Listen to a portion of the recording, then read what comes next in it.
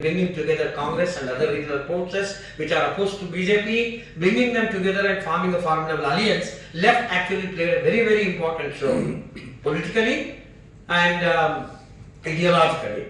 For example, UPA 1, if you remember, the manifesto of UPA 1 program, it was so pro-poor, so pro-welfare, and social democratic content of that program is so strong. It doesn't mean that we are not saying that UPA 1 has completely abandoned the privatization, liberalization, whatever. It is not in their hands. They have to continue the neoliberal policies. But nonetheless, the social democratic content of the UPA we see is so strong, where left was also part of the UPA, and the progressive policies in that period, UPA 1 period. For example, the flagship programs like MG Narega, right to information, right to education, land related acts, many progressive acts. It's a sea change from the BJP. So it is a turning point for Congress too. Congress realized that it had lost its ground, it has lost its core values, and it is trying to reinvent it that period. It is trying to reclaim its past liberal social democratic legacy, but it completely did not succeed. So it was in that process. So 2004, it again comes back to power in 2009, but left makes a serious mistake and comes out of the UPA 2 on some nuclear deal issue, which is a serious mistake. And the whole India paid a very heavy price because of it. I am not saying that just because left UPA, BJP won, but it also played an important role because left was very important, building regional parties and Congress together, checking the corruption, checking the crony capitalist tendencies as long as it was there in the UPA 1. When UPA 2 left was away, then old corruption and other problems cropped up and it lost credibility and BJP 1 come to power. We saw that BJP came to power in 2014. So the process of Congress trying to claiming its old legacies started, but it was halted, it was not complete. So before that BJP came to power, and once it came to power, we know what is happening. And now under Rahul Gandhi, Congress is trying to reinvent. What it is trying to do?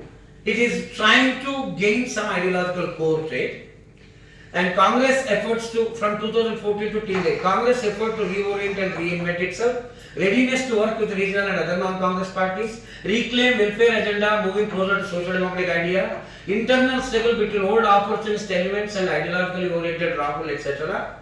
intensified. Under Rahul, Congress steadily moves towards left of the center positions and uncompromising allegiance to liberal democratic and social democratic policies and commitment to the secularism. We see this change. It's a real change.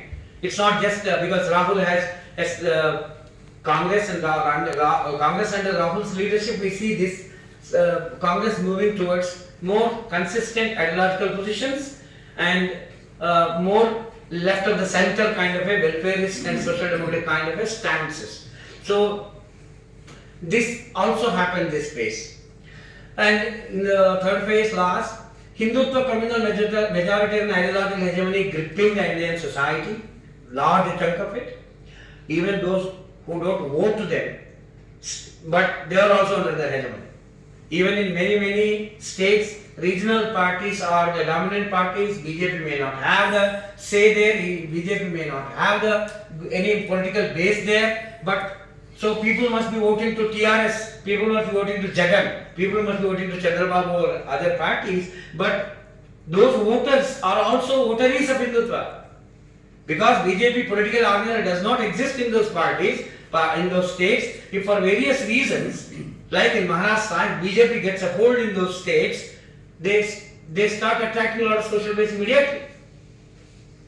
Because BJP is not there, so BJP supporters are the supporters of other regional parties, but ideologically they are also seriously influenced by Hindutva ideology. We need to remember this.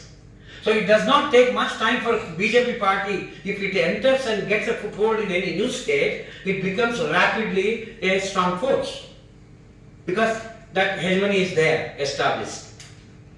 systematic undoing of liberal institutions and strengthening of anti-modern, illiberal, authoritarian, repressive regime.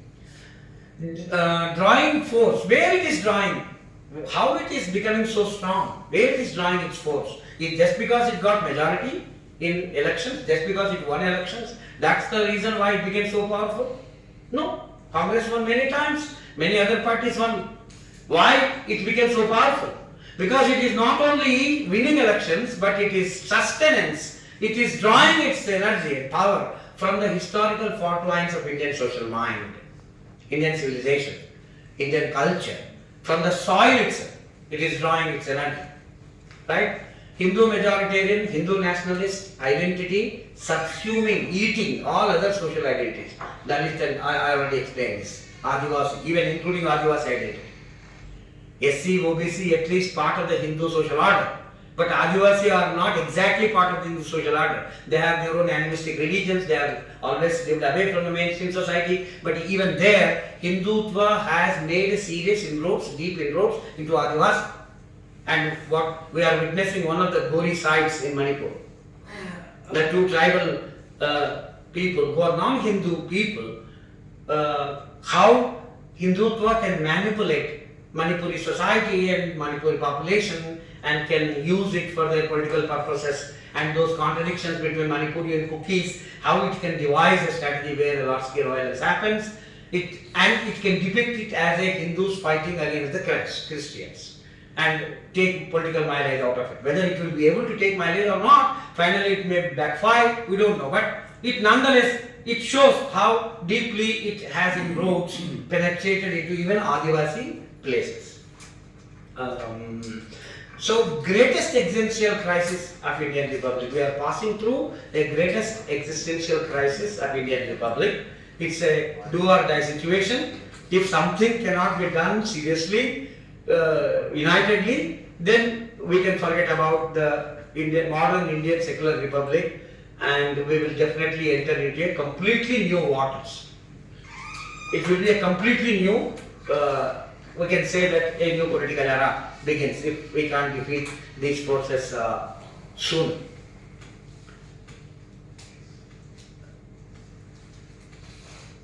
Oh, sorry. So I just posed a rhetorical question. Can anti-BJP forces build a united front with liberal democratic, social democratic values, ideals and policies as the core?